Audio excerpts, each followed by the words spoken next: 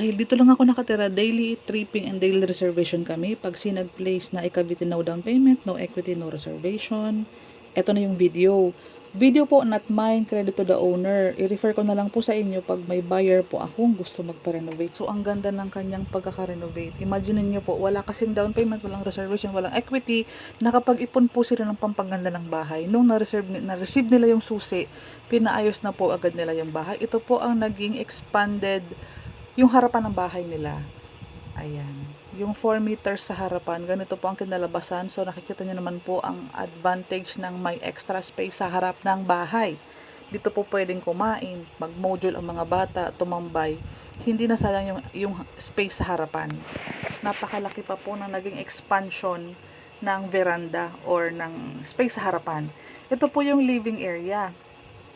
So, kung papansin mo, parang naging dalawa yung sala nila or yung living room, yung harapan, covered na po, ito po yung living area.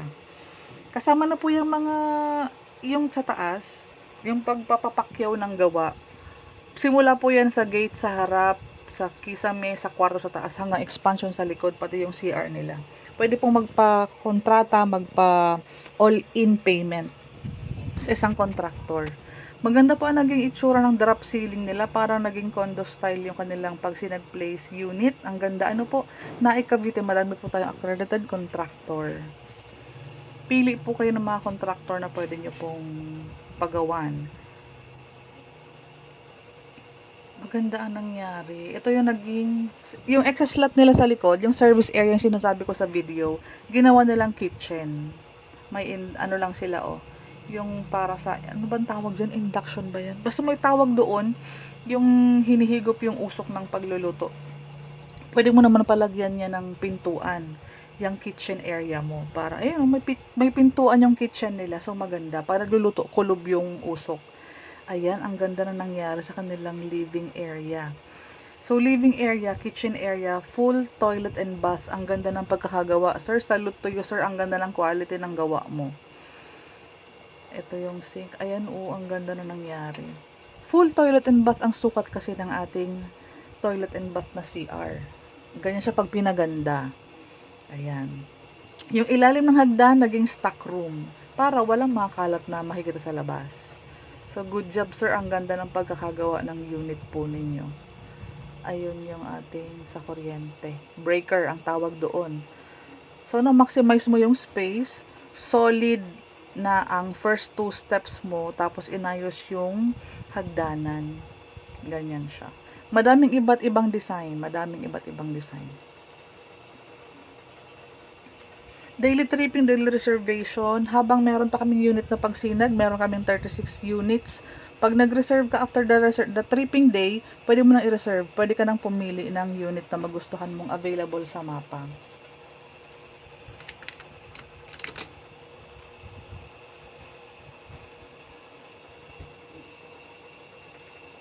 So, yung second floor natin, naging 2 rooms siya. Ganyan. Ito yung harapan, yun yung vera na sa baba. Yung isang bintana nilagyan nila ng pang aircon. So, i-check natin. So, ito yung naging kabuuhan ng itsura niya. Di ba maganda po? Imagine mo, wala kang down payment, wala kang reservation. At ang good news, may CR ang taas mo. Nagawan nila ng paraan na magkaroon ka ng second bathroom sa taas. May shower pa. Ayan po, isang CR pa ang na-provide nila sa taas. So, double good job ka, sir. Ang ganda ng gawa mo. Sarap mo i-recommend sa mga buyer namin. Cabinets.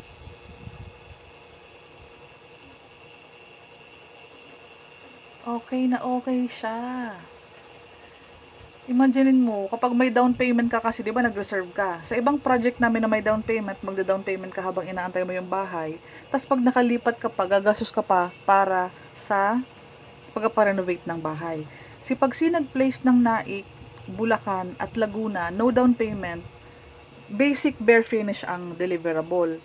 Wala ka namang down payment, kaya habang inaantay mo yung bahay mo, makakapag-ipon ka ng pang-renovate na gantong kaganda. Ayan po. Ito, may source of daylight ka pa sa may bintana. May bintana tayo dyan. So, good job, sir. Ang ganda ng quality ng pagkakagawa ng bahay na to.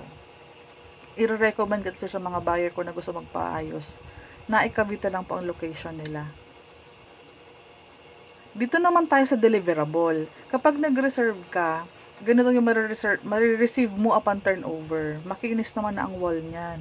Ganyan. Nakabuhos ang sahig. So, makikita mo ang difference in before and after. Ito yung toilet and bath. Ito yung service area yung ginawa nilang kitchen. Ito binasag to, naging living room itong side na to. So, malaki yung naging kitchen area or dining room nila. Solid 2 first step, bakal.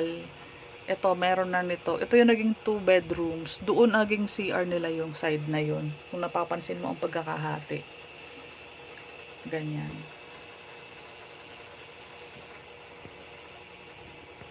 Ito, toilet and bath, service area. So, ulitin mo yung vlog mamaya para makita mo kung ano yung improvement na nangyari from bare finish. Daily tripping, daily reservation, paki-message nyo po ako directly para po makapag-reply ako. Yung nagte-text po kasi hindi naman na nagpi-PM. So, paano ko po maaasikaso? PM me, link below, nandyan sa comment box.